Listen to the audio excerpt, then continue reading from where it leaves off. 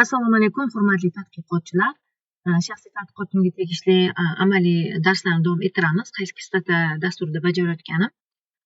O'tgan video qo'llanmada tadqiqot modelimdagi mediator o'zgaruvchiga tegishli bo'lgan mediation tahlillarini bir qismini ko'rsatib bergan edim. Unda qaysiki mana bu jadvalda aks ettirilgan A, B va C apostrofli yo'llari uchun, modellari uchun, demak direct ta'sirlarni ko'rgan edik regressiya tahlillari asosida va video hajmi ko'payib ketayotganligi uchun ularni sharh qila olmagan edim.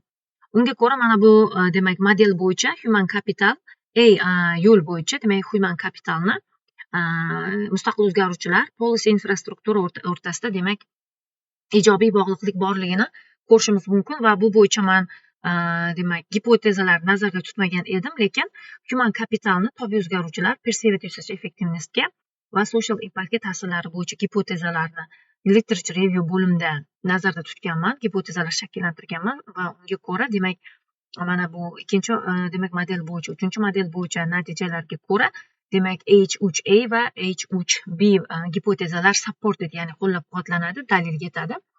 Demak alternativ gipotezani qabul bu ma'lumotlar literature review bo'limida tutilgan alternativ gipotezalarni qo'llab-quvvatlaydi. Shunday deb demak sharh qilamiz bu bo'yicha va mediation tahlillarimizni davom ettiramiz. Mediatsiya bo'yicha analizlarimizni demak tahlillarni davom ettiramiz. Unga ko'ra biz yuqoridagi o'sha direct demak ta'sirlarda human capital modelimdagi human capital mediator sifatida ishlash mumkinligini ko'rgan edik.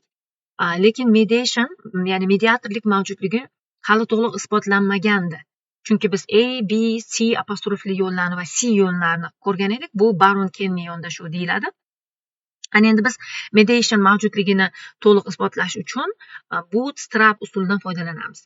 Bootstrap usuli bu ma'lumotdan ko'p marotaba qayta tanlab olish orqali indirect, ya'ni bilvosita ta'sirni baholash usuli. Bootstrap mediation testda demak quyidagicha bo'ladi. A yo'l bilan B yo'l demak ko'paytmasi indirect effekt bo'ladi va bunda P qiymati ishtirok etmaydi. Biz signifikantlikni 95% o'sha confidence interval qiymatlari orqali bilamiz. Agar confidence interval qiymatlari 0 ni kesib o'tsa, demak mediatorlik yo'q, 0 ni kesib o'tmasa mediatorlik bor deb xulosa qilishimiz mumkin.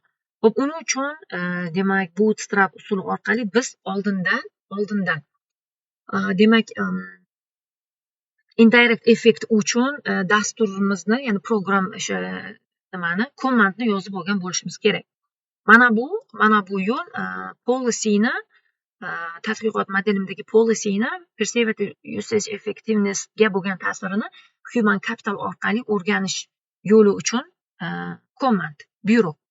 Mana bu demak infrastruktura mustaqil o'zgaruvchini perceived usage effectiveness birinchi tobiiy o'zgaruvchiga bo'lgan munosabatini demak o'sha mediator human capital orqali aniqlaydigan indirect demak command buyruq. Mana bu demak policy birinchi mustaqil o'zgaruvchimni o'sha birinchi tobiiy o'zgaruvchiga bo'lgan munosabatini inson kapitali, ya'ni mediator orqali o'rganadigan demak command buyruq. Bunisi esa infrastrukturani demak mana bunda adashdim. Policyni social impactga bo'lgan ta'sirini human capital orqali o'rganadigan buyruq. Mana bu esa infrastrukturani social impactga bo'lgan ta'sirini human capital orqali o'rganadigan buyruq. Va bularni demak oldindan tayyorlab olish kerak bo'ladi. Oldindan tayyorlab olib startup demak dasturida ishlaganimizda mana bu kabi hozir qiymatlarni olamiz. Lekin maqolaga joylashtirayotganimizda bu maqolaning hajmi juda ham kengayib ketadi. Xuddi birinchi video qo'llanmada ko'rsatganimdek, unda ham direct effektlarni regressiya tahlillari bilan aniqlagan edik va bitta demak soddaroq jadval bilan eng muhim bo'lgan qiymatlarni o'sha jadvalga joylashtirgan edik. Bunda ham deylik mana bu bitta o'sha birinchi mustaqilni birinchi tobiga bo'lgan ta'sirini mediator orqali demak indirect effektini ko'rishimiz mumkin bo'lgan natija. Bular hammasini demak maqolaga joylashtiradigan bo'lsak ko'payib ketadi hajmi. Shuning uchun faqat hozircha buni birinchi hajmini chiqarib natijalarini chiqarib olamizda, keyin qisqa bir jadvalda uni umumlashtiramiz. Bunda biz qarashimiz kerak bo'ladigan koeffitsient mana bu. Demak policy, human capital, perceived usage effectiveness yo'liga 0,231 koeffitsient, standard error 0,05, demak pi qiymat 0,01 dan ham kichik qiymat va confidence interval qaraymiz. Agar 121 dan 0,341 0 dan kesib o'tyaptimi, kesib o'tmayaptimi? 0 albatta kesib o'tilmayapti. Demak, mediatorlik bor degan xulosani qilishimiz mumkin. Demak, keyingi tayyorlab qo'ygan buyrug'imizga o'tamiz. Qaysiki? Infrastruktura, human capital, perceived usage effectiveness bo'yicha indirect effektni tekshirish buyrug'i.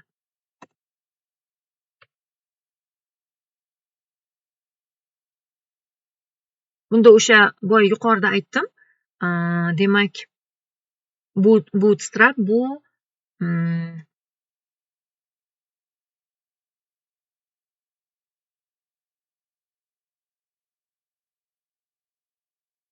eng kerakli slaydni topolmayapman.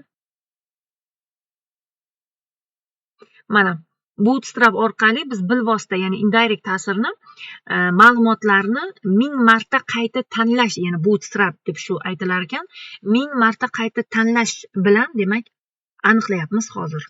Va natijalar chiqdi. Qaysiki? Infrastruktura, human capital, perceived usage effectiveness bo'yicha koeffitsient, indirect koeffitsient 0,266, standard error 0,052, pi qiymat 0,01 dan ham kichik, confidence interval oralig'i 0,164 0,369 0 kesilmayapti. Keyingi commandga o'tamiz. Qaysiki? Policy, human capital, social impact demak indirect orqali tekshirish buyrug'i.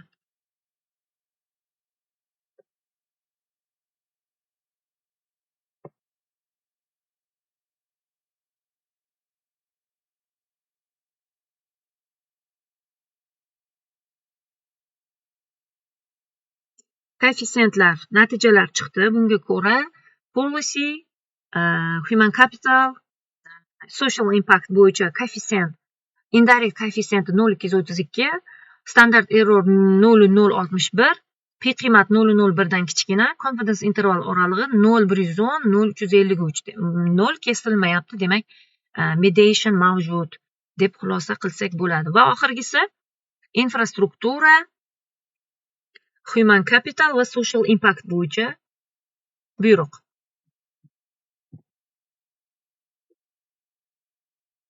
E'tibor beramiz natijalar chiqqunicha. Demak, biz men o'z tadqiqotimda total effektni birinchi ko'rganman, regressiya modeli bilan total effektni ko'rganman.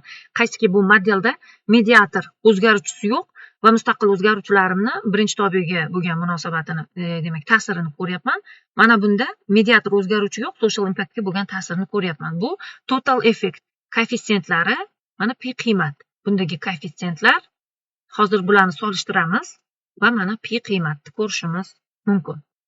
Ana undan keyin bundan oldingi videoda direct effektlarni A, B va C apostrofli yo'llarni ko'rganmiz va unda ham demak har birini bir-biriga o'sha mustaqilni tobega, mediatorni tobega bo'lgan ta'sirlarini, koeffitsiyentlari mana bu joyda demak o'z aksini topgan va hozir endi biz indirect effekt uchun demak natijalarni hisoblayapmiz.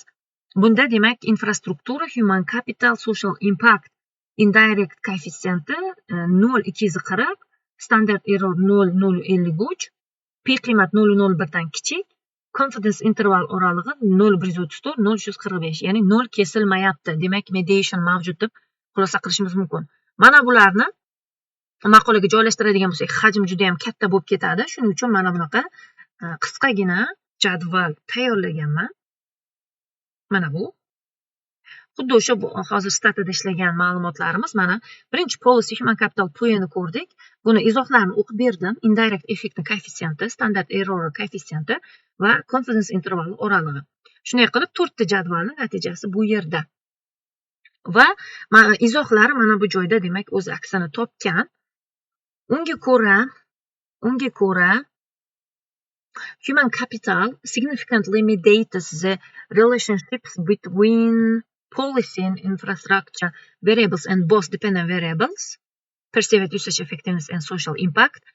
For policy, The indirect effects through human capital is positive and statistically significant for both perceived usage effectiveness koeffitsentlari social impact bo'yicha koeffitsentlari berilyapti. Confidence intervali koeffitsentlari 0 kesib o'tilmayapti. Demak, human capital mediatorlik rolini bajaryapti. Shunga o'xshash infrastructure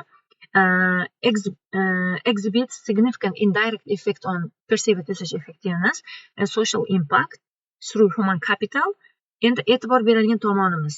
Gipotezalar bo'yicha, since none of the confidence intervals include 0, shuning uchun all mediation hypotheses are supported. Demak, ko'rganimiz boyagi 4ta natijalar hammasi 0 dan kesib o'tmagan. 0 ichida mediator bor deb xulosa qilinadi va o'zim mana shu tadqiqotimda literature reviewda men gipotezalarni shakllantirgan paytimda demak mediatorlik human capital mediator rolini bajaradi deb gipoteza tuzganmanda har biri bo'yicha va shuning uchun bu hozir supported qo'llab-quvvatlanadi. Dalil yetadiki o'sha gipotezalar qo'llab-quvvatlanishiga.